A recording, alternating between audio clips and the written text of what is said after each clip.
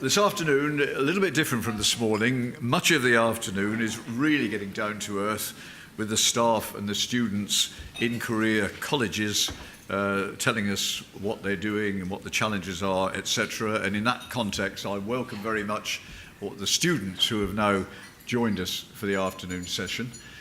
Before we get to that, however, one more speaker, and I think, Ruth, you're going to introduce the speaker.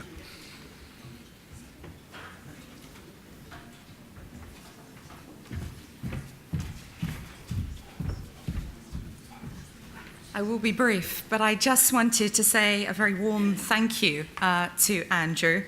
I had the pleasure of meeting Andrew through Uncle Bob. You're going to find a running theme here. And it was a couple of years ago now, and Bob explained to me that there was a very, very important thing called data communications infrastructure. And I must say, a bit like RC Frame, it was a new world to me, and it still is. It's something I'm learning about. But by introducing me to Andrew, I was able to understand enough that it was an unregulated industry that Andrew had done some really pioneering work in, not to regulate directly, so not to be a regulator, but actually to ensure people were really highly skilled for the digital economy we all operate in. We are all part of the digital world and the economic infrastructure.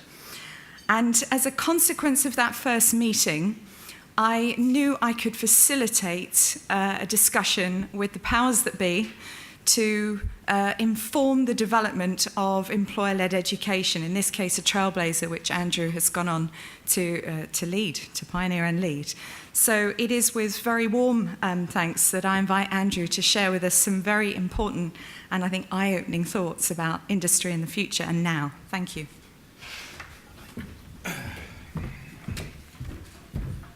Thank you, Ruth. Thank you very much. Good afternoon. I'm glad you've made it back, and I'll try to keep you awake while you enjoy your lunch. I'm probably going to say some things that you may not like, and I'm probably going to challenge you with regard to digital, because I think the terminology that you use for digital is rather narrow. We're operating in a world now where digital is the fourth utility, and unless you get grips with that, you are going to fail. Gas, oil, water, electricity, and data. The fourth utility, data, is the most important of all of them. In the event of a national disaster, hospitals will be closed, airports will be shut, data centres and social media will remain on. That is government policy. It is more important than those services. And the reason for that is how everybody communicates. And therefore, to stop civil unrest and for the government to communicate with you, that's what they will do. I'm going to tell you about the digital infrastructure industry. I'm going to tell you about the whole industry, not the bit of IT that you're talking about on the top. That is a tiny, tiny part of the digital infrastructure industry. It is wide-ranging. It has affected all of you today. What you're talking about here is the user experience of the digital infrastructure, not the industry itself.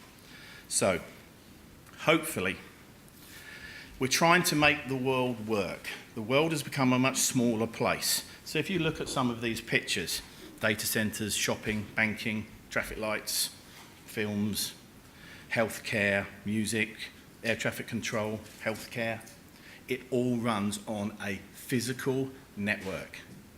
It runs over copper cable, fibre cable, wireless cable.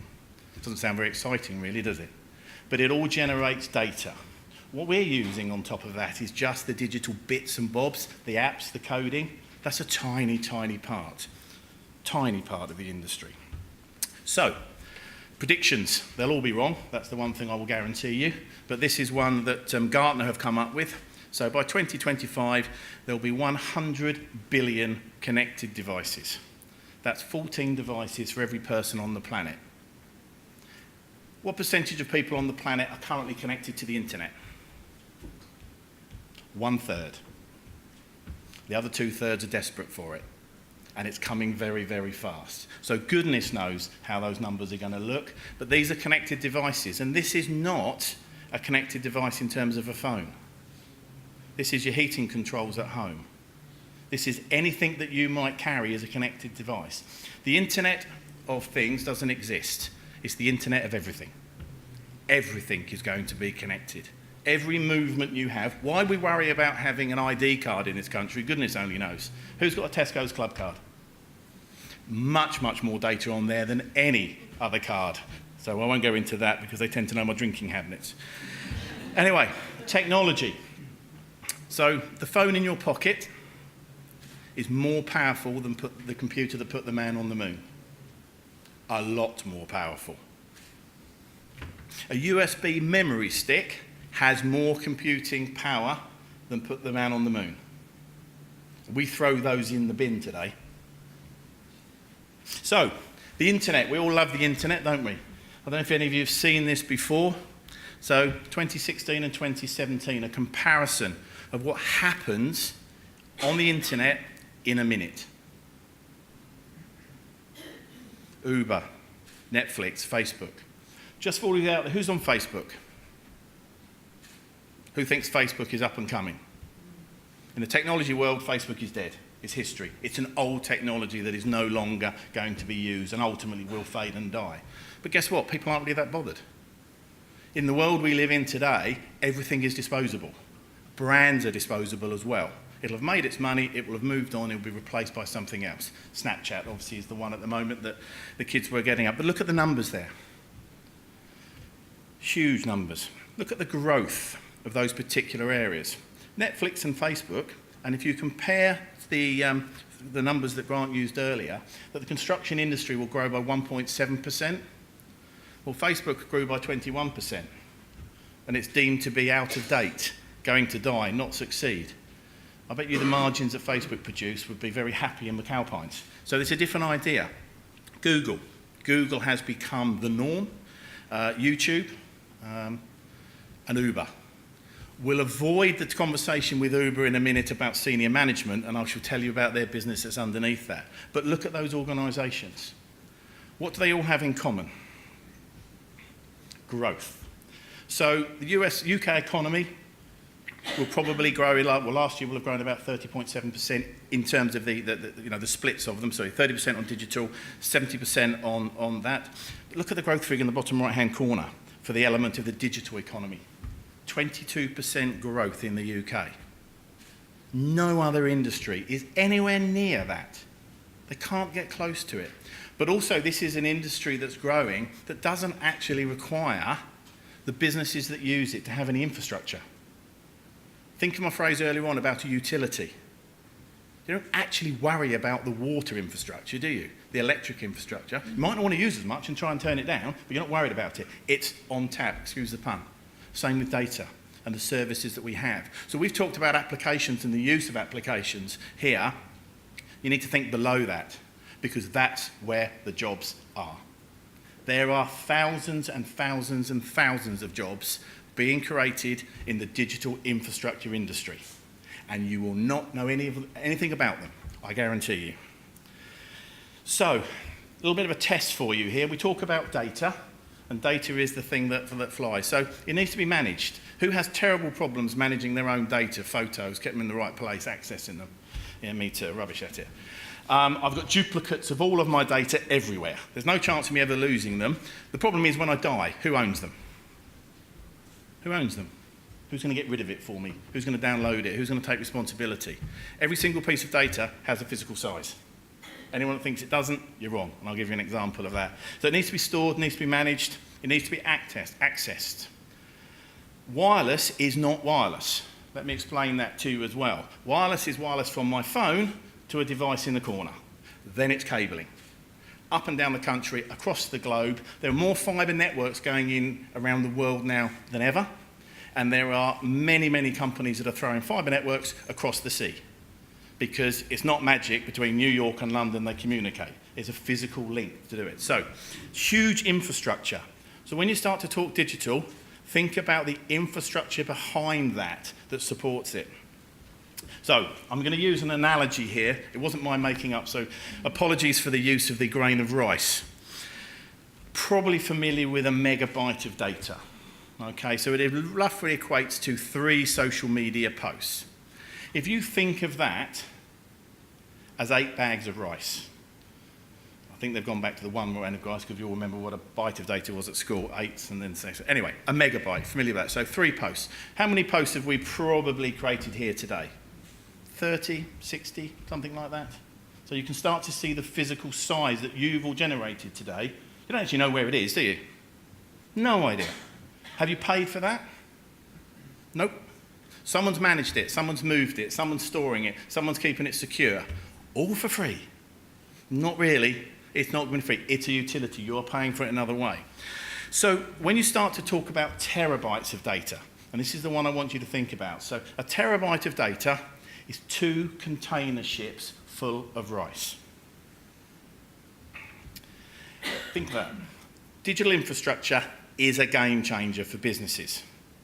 Once the infrastructure is in place, you can scale a business really, really quickly. So any of you that have started your own businesses, I've had mine fortunately for 20 years. One of the biggest problems for me at the beginning was I had to go to the bank. I had to raise some money. I had to get some infrastructure. My people had to work together. So I had to have cash to spend before I did anything else. I had to get a loan. Those days are gone. You can start a business like that now because the infrastructure is out there that you can just turn on and pay per terabyte, per megabyte of data. I was talking over lunch with a couple of people. We're worrying too much about digital. My 12-year-old makes videos, does films, can access it, understands what a data center is, can terminate fiber, understands how to make the wireless work. Not because I've taught him to, it's because that's what they're doing.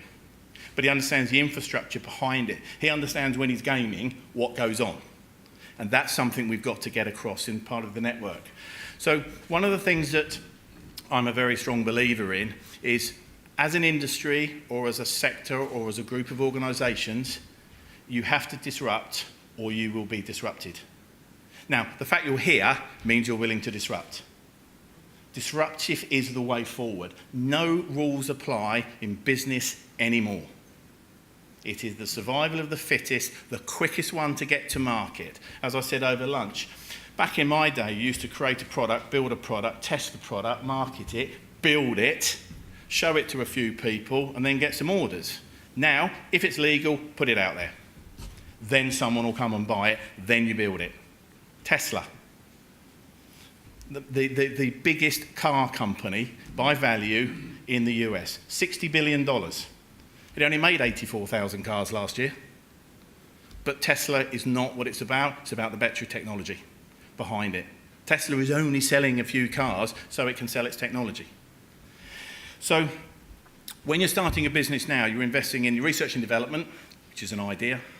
Your people, absolutely vital. Culture is everything. I agree with what Grant was saying earlier. There's a company I'm going to talk to you about in a minute, Equinix, only interested in culture. They'll do the rest.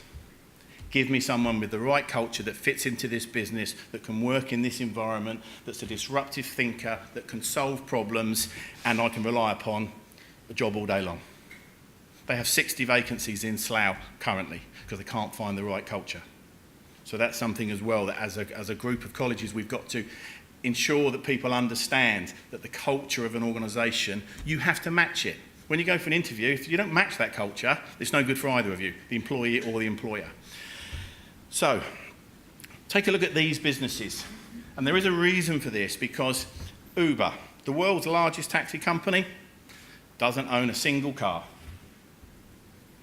Airbnb, the world's largest hotel chain, doesn't own a single hotel room. Skype, the largest phone company, no telecoms infrastructure at all. Netflix doesn't have any cinemas. All of these people have built a business on the digital infrastructure that exists, that is built and managed by other organisations. And they're the organisations that the careers colleges have got to start to talk to and work with. Because these are the people that are operating in your areas. You don't even know they exist. I'm going to quote some names to you in a minute, and I doubt you've ever heard of these organisations. They are huge. So I mentioned terabytes, and I mentioned that earlier. Autonomous cars, they are here. Please don't think that's not going to happen. What's the biggest problem with autonomous cars? Biggest problem? Sorry? Non-autonomous drivers. The biggest problem that most people quote is they're going to crash. Yep, they are going to crash. They're going to crash a lot less than humans do. And so the cultural change is what we're looking for here, is we need to realise when we get on a plane, there's a chance it might crash. Don't worry about it too much, the other person does. But in a car, it might. So it's about making the life simpler. But what is an autonomous car actually going to do? It has to communicate all of the time. It is a mini little data centre on its own. Each individual car is operating. It needs to know where it is, what it's doing, but more importantly, as the gentleman there said, what everyone else is doing. That's the key to keep it all safe. So that requires monitoring, access to a network. It has to think, it has to make decisions, it has to do things. So each autonomous car is going to produce roughly 1 terabyte, 3/4 of a terabyte per second. That's 4 container ships of data, I'm using my analogy, per second. It's going to produce. That is a huge amount of physical data. Now, the physical side is one thing. Then think about what they actually do with that data. Every single Uber journey, the data is taken back and that journey is rerun and is used and used and used and analysed. So if you start to think about that gigabyte, that equates to 8.5 million social media posts an hour. 66 million people in the country. So a lot of people are posting. That's a huge amount of data. Every minute, 2 autonomous cars produce the same amount of data as Twitter. 2 cars. How many are there going to be on the planet? How are autonomous cars going to be funded? Are we going to buy them? No, we're going to rent them. But where is the money going to come from? So this is your opportunity to disrupt or be disrupted. Where's the money going to come from? And those I told you over lunch can't say it. Where's the money coming from? What are you going to do in the car for 2 hours? Some are going to work. Play video games. Be entertained. Guess what? Advertising opportunities. Downloading, doing different things. The world of travel will change. Because suddenly there is a different way of doing it. We might think it's a bit scary, but if the fact I can go and watch one of my terrible movies that I like and the wife doesn't like, perfect. I'm going to leave home 2 hours early, to be honest, so I can be entertained. And I will rent that car. And it will leave me and I don't care, I'll get in another car. Driving a vehicle will become a sport. There's other opportunities there as well. So, the digital infrastructure industry. It requires companies to physically manage, move, and protect all of I've talked about, because these companies are not doing it themselves. So, where is all this data processed, secured, and management? Who's heard of the cloud? Who believes there is a thing called the cloud? Does not exist. Complete load of rubbish, marketing, complete crap, excuse my French, because it is. It's rubbish. There is no cloud. This is where it is. Exciting, aren't they? Absolutely thrilling.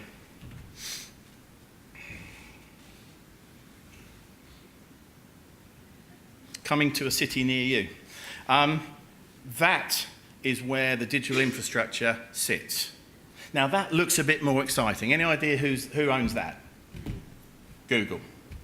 And do you know why they have all those different colours? Those different colours represent the different services that are running through those pipes in that building.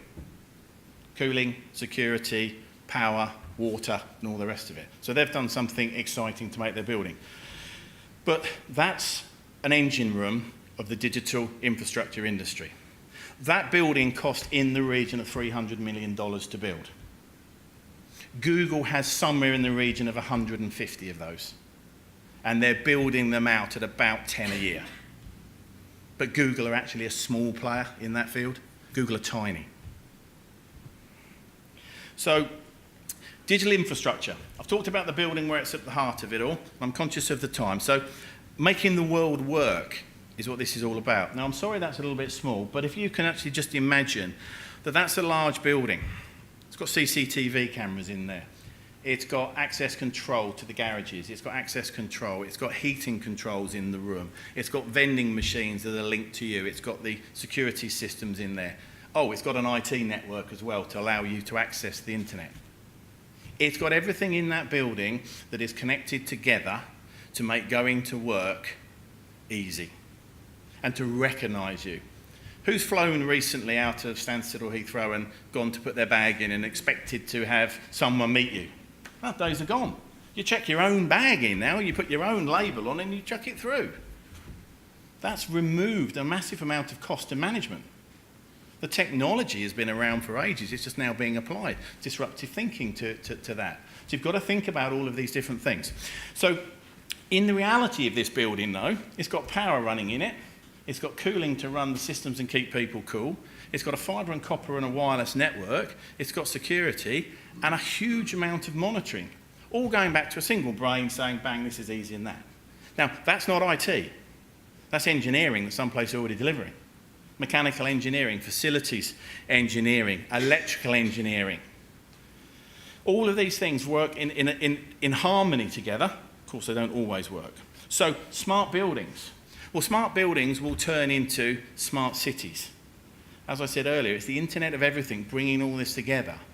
And you, as working in the college sector, have got to start to think about what if, what's going to change, how's it going to change what I'm doing? And businesses are looking at every single opportunity to develop and grow, but quickly at scale. But they still rely upon this. This can't go away. Physics is physics, interestingly enough, and so the connectivity from point A to point B is governed by physics. And therefore everything has to be connected. And you have to think along those lines when you're talking digital, is there is this massive industry below. So, interestingly enough though, what happens when it all goes wrong? What happens when the power goes off? The lights go out. Those beautiful things at the bottom there kick in. Diesel generators. They're not very exciting, are they? Not at all. The whole UK digital infrastructure is reliant upon diesel generators. So, at its lowest basic sense, we're still using very traditional technology services. So, we need diesel engineers. They have to know how to apply them and make them start up extremely quickly. That diesel generator will be up and running within about 8 seconds from the minute the power goes off. And in between of that, some batteries will have kicked in and the rest of it. If that doesn't come online and power the data centre, guess what happens? British Airways happens. £150 million worth of downtime because someone flicked a switch the wrong way and the systems couldn't cope. So high level of engineering is required to support everything that we're doing. It might seem digital, but it still comes back to engineering. It still comes back to all of those things. So digital surrounds us. Smart energy, all of those things that you think are separate are not. The technology is there to bring them all together. I can open my garage door from my phone and let someone into my house. I can video them doing it. When they leave, I can close my garage door and lock it. £150. Yeah, £150 and I haven't got to go home. I get the deliveries when I want them. So I'll be able to do that with a drone. When a drone arrives to deliver something to me, I open the garage door when the drone buzzes me. It's technology already exists. And we're just using that same technology, but it's how consumers are going to consume that. And we will change how it works. So it's very difficult to second guess. You know, Airbnb, as I mentioned, that was like somebody going to the investors and saying, right, I want to create a new hotel chain. I need $500 billion to do this. I need to build some new hotels. It's not going to happen, is it, in the modern world? Instead, someone said, I shall use an app to link empty rooms to people who want to have a different experience. Bang. Wasn't difficult. And it's in development. As Martin mentioned about policy, that was quite an interesting point because we're not following the same rules. Airbnb wasn't correct when it went to market, had flaws in it. No one cares. When have they ever launched an Apple phone that doesn't need an update 3 days later on its software? No one cares anymore. So the younger generation are used to this, twitches and glitches and all those sorts of things. Don't care. Just get it out there. Give me a service and I'll have a go at it. So, all of this around is going to require these types of people. fibre and copper technicians, these people that can solve a problem, can splice a fibre. Because when a fibre goes down, it's not just one connection, it's the whole City of London goes down. That's expensive. So these jobs that you may not have associated with digital industry are being powered by it.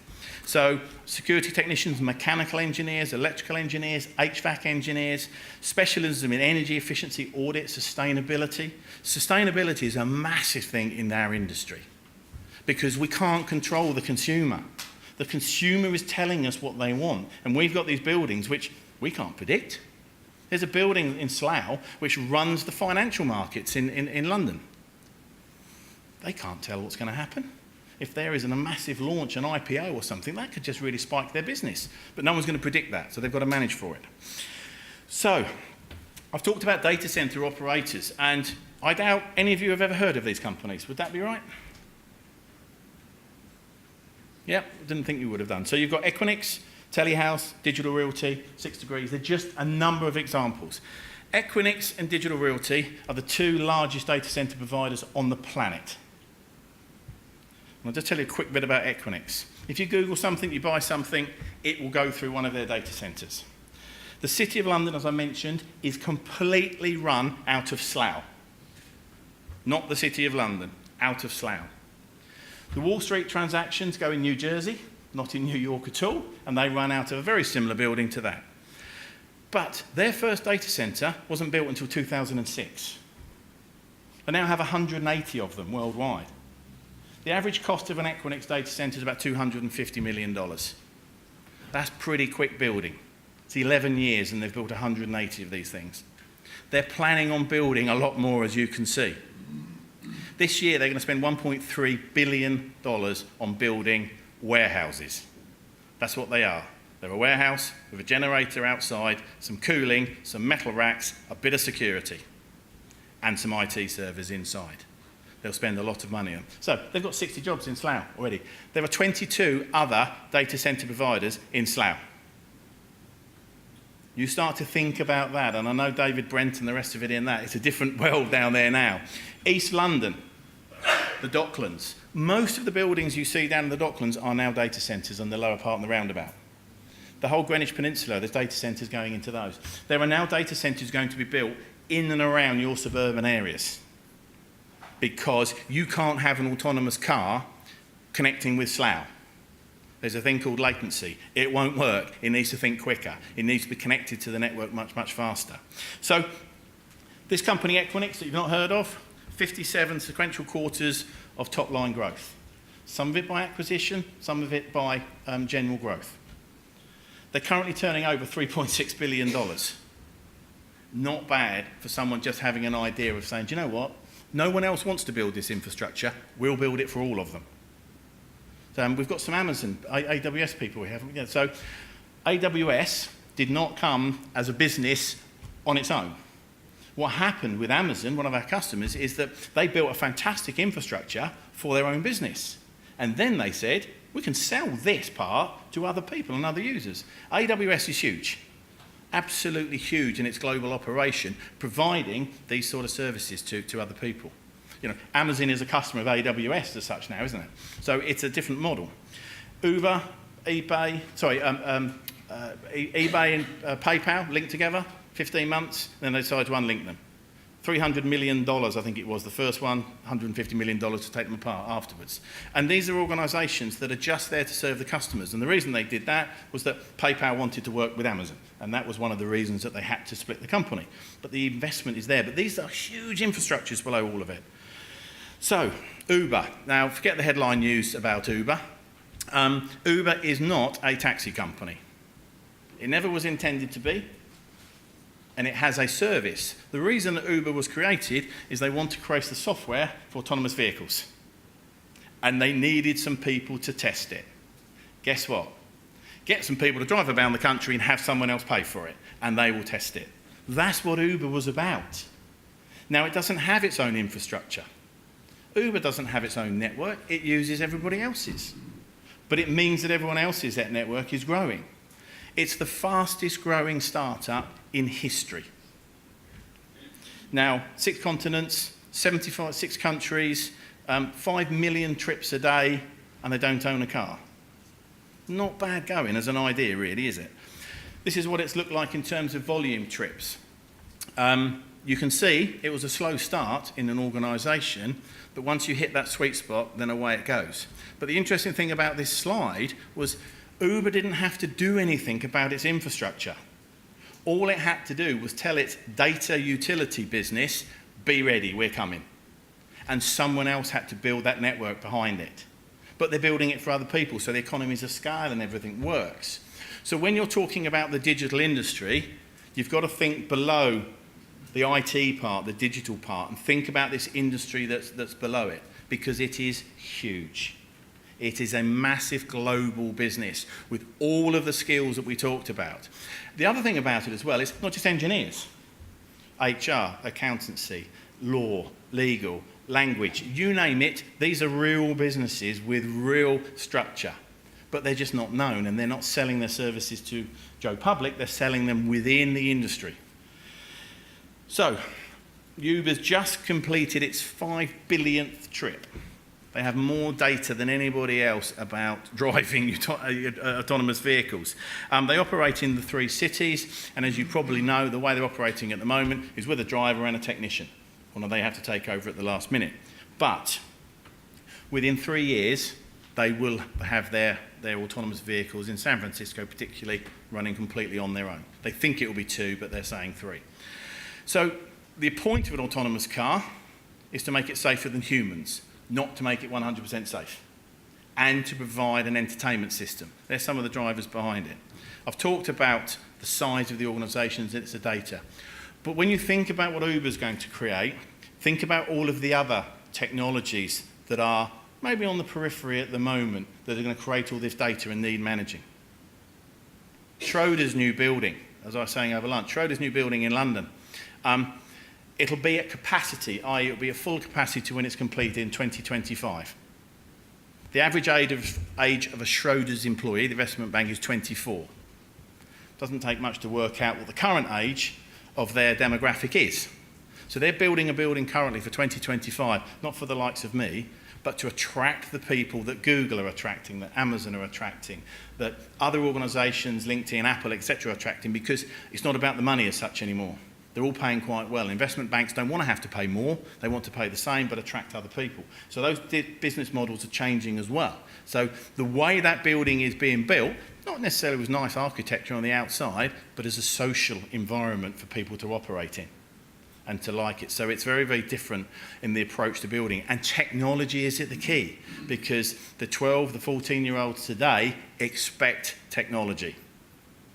We treat it as being an add-on, they expect it. It is the norm for them. So let's be very careful in what we're developing, because those children, if they've got access to it, granted, have the ability and are already in that space. But look at Uber. Uber for Business. Anyone know what that is? One of their fastest growing parts, and the pure reason for that is they will insert their taxi driving software into your accounting system.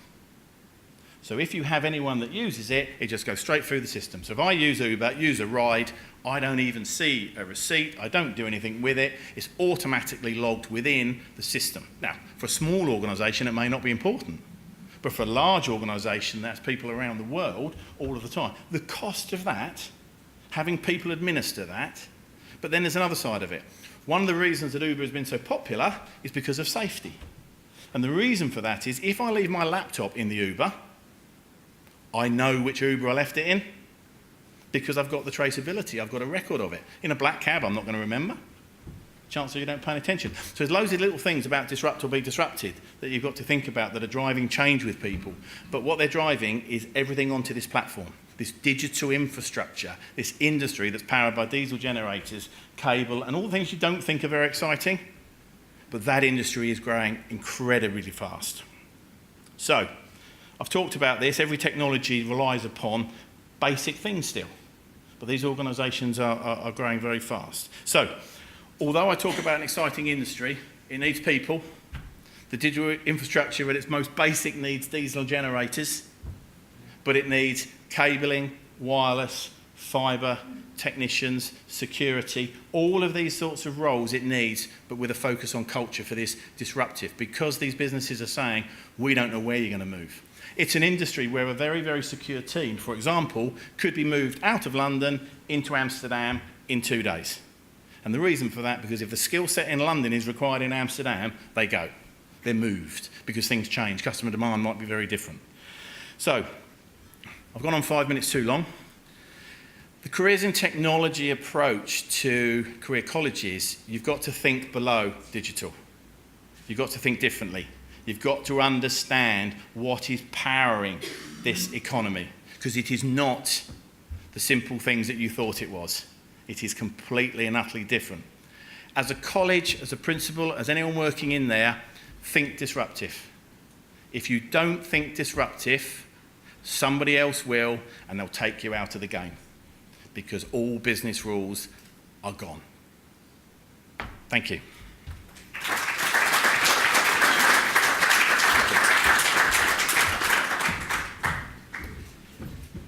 Well, thank you, Andrew. For me, that was one of the most amazing presentations I've heard for a long time, if not ever.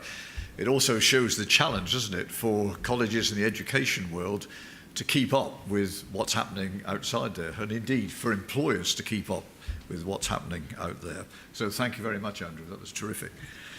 Now we're coming to the Careers College staff and students' presentations.